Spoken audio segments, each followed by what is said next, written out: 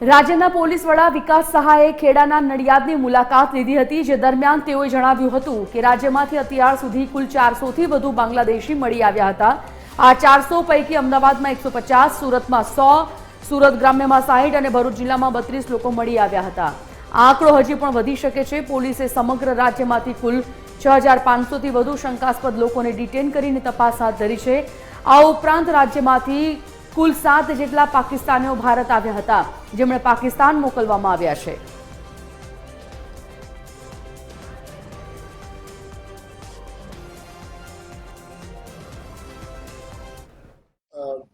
Crime ને control કરવા માટે, લો એન્ડ ઓર્ડર અંકુશમાં રહે તે માટે, પ્રજાલક્ષી સિટીઝનશીપ ઓરિએન્ટેડ કામગીરી થાય એ માટે, અસામાજિક તત્વ વિરુદ્ધ લાલ આંખ કરીને કેમ કડક રીતે અસરકારક કાર્યવાહી કરીએ એ માટે, અને છેલ્લે અત્યારે આપણે જેમને વાત કરી કે ગેરકાયદેસર રહેતા બાંગ્લાદેશીઓ વિરુદ્ધમાં કાર્યવાહી કરવા માટે ગુજરાત પોલીસ તત્પર છે।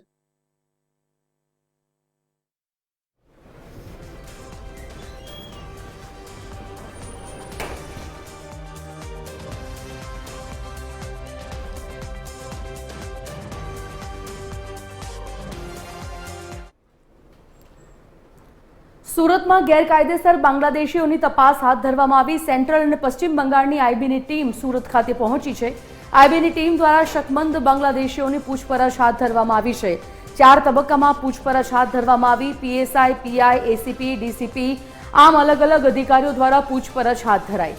શકમંદ બાંગ્લાદેશીઓ પૈકી 6 જેટલી મહિલાઓ દેહ વિક્રયના ધંધા સાથે જોડાયેલી છે।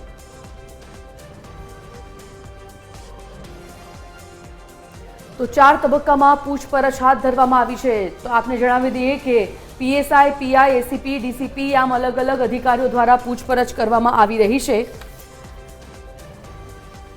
સુરત ગેરકાયદેસર બાંગ્લાદેશીઓની તપાસ ચાલી રહી છે।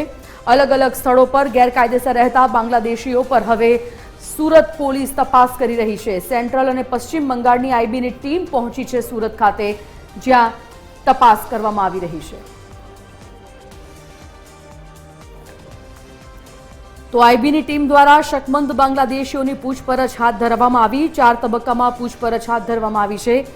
શકમંદ બાંગ્લાદેશીઓ પૈકી 6 જેટલી મહિલાઓ દેહ વિક્રયના ધંધા સાથે જોડાયેલી છે। આપને જણાવી દઈએ, પીએસઆઈ, પીઆઈ, એસીપી, ડીસીપી આમ અલગ અલગ અધિકારીઓ દ્વારા ગેરકાયદેસર બાંગ્લાદેશીઓની તપાસમાં પૂછપરછ કરવામાં આવી રહી છે।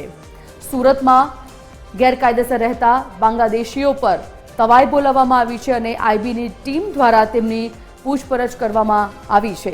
સેન્ટ્રલ અને પશ્ચિમ બંગાળની આઈબીની ટીમ સુરત ખાતે પહોંચી, જે આ શંકાસ્પદ બાંગ્લાદેશીઓની પૂછપરછ કરી રહી છે। તપાસ દરમિયાન 4 તબક્કામાં પૂછપરછ હાથ ધરવામાં આવી। આઈબીની ટીમ દ્વારા શકમંદ બાંગ્લાદેશીઓની પૂછપરછ હાથ ધરવામાં આવી છે।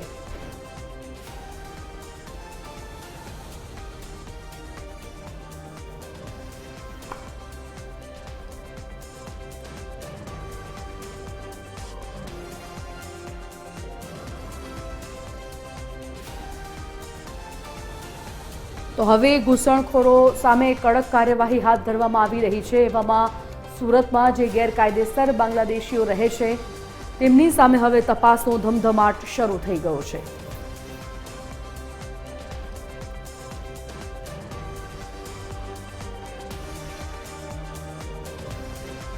સંવાદદાતા દિવ્યેશ પરમાર લાઈવ જોડાઈ ગયા છે, વિગત સાથે જાણીએ। દિવ્યેશ, જે પ્રકારે સુરતમાં બાંગ્લાદેશીઓની અત્યારે આઈબી દ્વારા પૂછપરછ કરવામાં આવી રહી હોવાના સમાચાર, એક તો કેટલા ગેરકાયદેસર બાંગ્લાદેશીઓ અત્યાર સુધી આઈબીના ઝપેટમાં આવ્યા છે, શું પૂછપરછ કઈ દિશામાં કાર્યવાહી થઈ રહી છે તે જાણીએ થોડું વિસ્તારથી।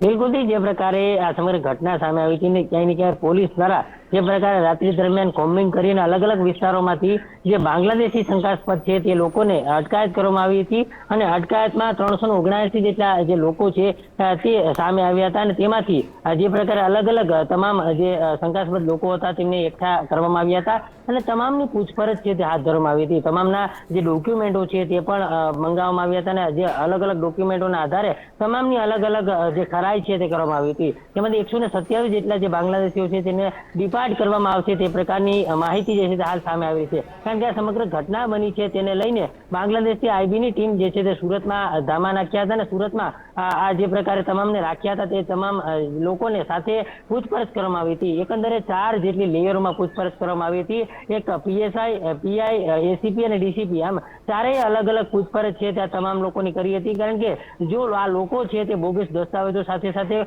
ખોટું બોલતા હોય તો તે પણ તેઓ સામે આવી જાય અને જે પ્રકારે ડુપ્લિકેટ ડોક્યુમેન્ટો બનાવીને ભારતની અંદર રહેતા હોય ક્યાંય ને ક્યાંય તેનો કોઈ અલગ પ્રકારનો કોઈ મકસદ છે કે કેમ તે દિશામાં પણ પોલીસે પૂછપરછ કરી હતી અને તેઓનો અહીંયા આવ્યા બાદ કોને તેમને શરણ આપ્યું હતું ને કોને કોને મદદ કરી હતી તે તમામ બાબતોમાં તપાસ હાથ ધરવામાં આવી છે. તેમાં 6 જેટલી મહિલાઓ જે છે તે શંકાસ્પદ રીતે જાણી આવી છે અને 6 મહિલાઓ છે તેની પૂછપરછ છે તે અલગ અલગ રીતે હાથ ધરવામાં આવી છે. મહત્વનું કહી શકાય કે આ 6 મહિલાઓ જે છે તે દેહ વિક્રયના ધંધા સાથે ક્યાંય ને ક્યાંય સંકળાયેલી હોવાની હાલ તો પ્રાથમિક વિગત મળી રહી છે અને તેમની તમામની પૂછપરછ છે તે હાલ કરવામાં આવી રહી છે. એટલે એકંદરે કહી શકાય કે જે પ્રકારે પોલીસની કડક કાર્યવાહી બાદ જે પ્રકારે આઈબીની ટીમ સુરતમાં આવી છે ત્યારે તેણે પણ અલગથી પૂછપરછ હાથ ધરી હતી અને અલગ અલગ જે દિશાઓ છે તે દિશાઓમાં પૂછપરછ કર્યા બાદ લોકો એકઠા કરવામાં આવ્યા હતા અને તેમની તમામની પૂછપરછ બાદ 6 જેટલી શંકાસ્પદ મહિલાઓ છે તેમની પણ આકરી પૂછપરછ કરવામાં આવી રહી છે.